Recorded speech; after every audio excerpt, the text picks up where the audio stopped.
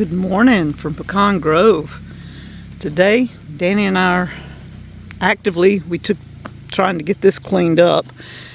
We took down the fence that was around all the corn and squash and okra and stuff. He's gone after the tractor. He's going to bush hog up to the okra. So that will clean this. He wanted to use the corn for the hammer mill, but it's gotten wet so much and you need dry stuff for the hammer mill. So he's going to go ahead and bush hog it down, take everything he can with the grapple, and feed it to these ladies. We are leaving this fence up. It goes all the way around. We have a wire fence, and then we have this fence all the way around to keep critters from coming across the woods there, because that's their normal crossing all down through there.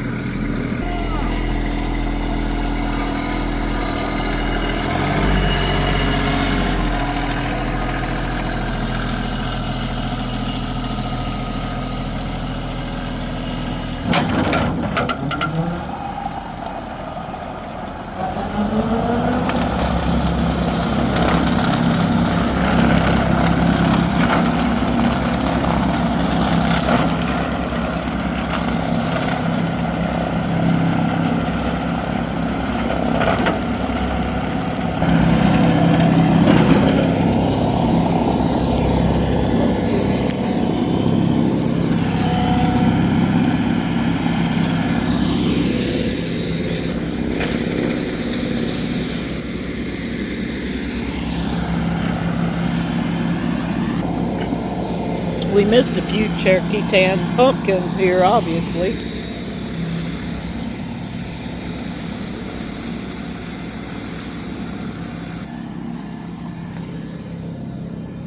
Here.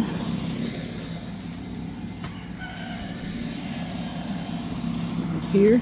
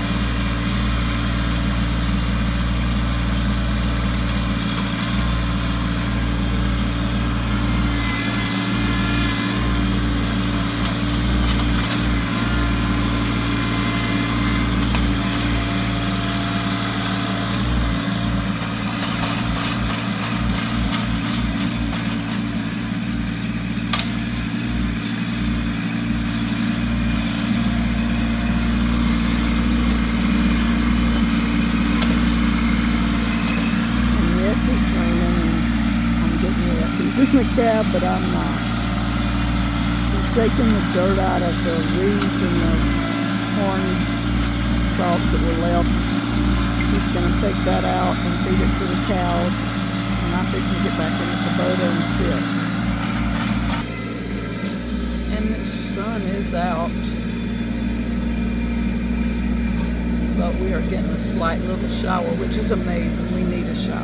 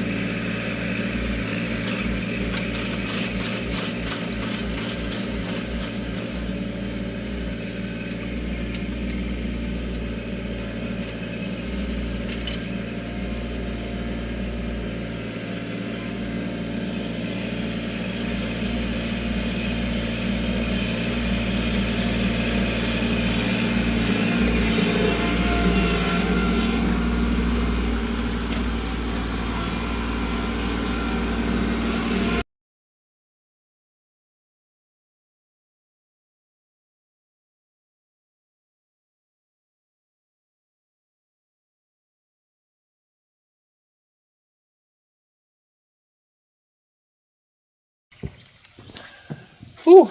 Hello everybody, Danny and Wanda back from Pecan Grove. Look at the rainbow. Oh wow. Can you get that? Yeah, I can. Can you get that? Look at that. It's actually a double one. Isn't that nice? Look at that. There's two of them. Look at that. Two rainbows. One right over the other one. That's the first time I've seen a rainbow in years. Been a while. Ain't And it that stretches from one end of our property all the way to the other end. Isn't that wow. awesome? Isn't that awesome? Double rainbows, I just double happened to blessings. see that when I got out. You don't see that very often anymore. There's so many chemtrails, you don't even see them no more. Yeah, that's beautiful. Wow. Anyway, Back just to looking at God's creation. I've been watching the sunrise back here. You guys see that? I've been showing them the sunrise, so we've been watching the sunrise this morning. Yeah. We had ourselves a mess out there this morning, guys. That grass was like that deep in there, and I was going to turn the cows in on it, and I said, no, I said, it's just too risky with the okra. They could reach over and eat the okra. I'm wanting the seeds from it. And the sweet potatoes, if the electric fence didn't work for some reason, they'd get in there and mow all them down, and they not all ready yet. So, thanks to some diligent research by Mr. Tim, he helped me find this, let's call it new used bush hog. An elderly gentleman had owned it, and only did like a 2-acre patch a few times with it, and I guess because of his age, he couldn't see very well or something, and he backed into stuff with it and bent the back end under on it, and they had to cut that out with a torch, and he must have hit a lot of stuff because I see it's kind of buckled out on the edges here. But it's got no time on it, you know, that's the thing about it. So I took it, and it had never been greased. It had never been greased once. I had to change all the alamites out in it. Everything had gotten completely compacted in it, where you couldn't even clean them out. So I had to take everything apart, clean it, got it all back in good working order. And this was an endeavor between Mr. Tim and my wife, Ms. Wanda, for my birthday. And I appreciate that, because my last one, we had fixed it to where we could cut hay with it if my sickle bar tore up. And boy, it was a good thing, because the last hay I got started with my sickle bar, and one of the rivets come out of the teeth in it, and I didn't have time to stop and fix it, so I just jumped on the bush hog, finished cutting it with a bush hog. Got all the hay in 3 fields up. I still got 2 more fields to cut. Got the sickle bar fixed though. So hopefully this time we can cut it sickle bar. I'm sitting here watching about 10 turkeys on a hill way back yonder. And I know I can't get them. You can't get them because my eyes can see them, but that camera won't get them. They're running across that back field, headed up to where I just cut hay at up yonder. They're probably going up there to where the seeds is left laying on the ground. They got a bunch of little ones with them, I see them. But what I've done is try to get some of that. I know a lot of people's going to go, oh, you should have left all that organic matter in the soil. Trust me, there's plenty still in there. But I got most of what I could get out of there. Them old pumpkin vines, if I go in there and try to till this to where we can plant it, it don't have enough time to break down. The corn stalks don't have enough time to break down. The pumpkin vines don't have enough time to break down before I need to plant it again. And if I go in with a tiller or whatever, it's just going to wrap all around the tines on it. So I got out as much of it as I could, and I put it over here by the fence. Now the cows walk through here, and they make a waller out around that trough, and they make a path around through there, and it gets deep and holds water. So what I did was brought all that grass and corn stalks, and there's some dirt in it, and I dropped it in there. But what they'll do is my rooster has to come out here when I'm talking. But what happens is we're going into a bunch of tropical moisture here, a lot of rain. And it was raining while you were doing this. Yeah, it was raining while I was doing this. That rain will wash the dirt off of that crabgrass and corn stalks, and them cows will come up here and they'll nibble on it. And as it rains, the dirt keeps washing down, and they keep nibbling on that stuff. And eventually, in a month or so, you won't even never know it's there. I do this all the time, and you never know it's even there. And I don't waste what's in the field. I mean, you look at the field now, the field is ready. Oh, not ready. I mean, well, it's got to dry up.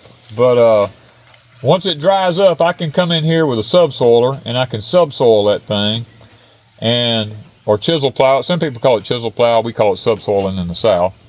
I got a 6-tine subsoiler or chisel plow. I can drop down there and go about 12, 16 inches deep and run down through there and break that up.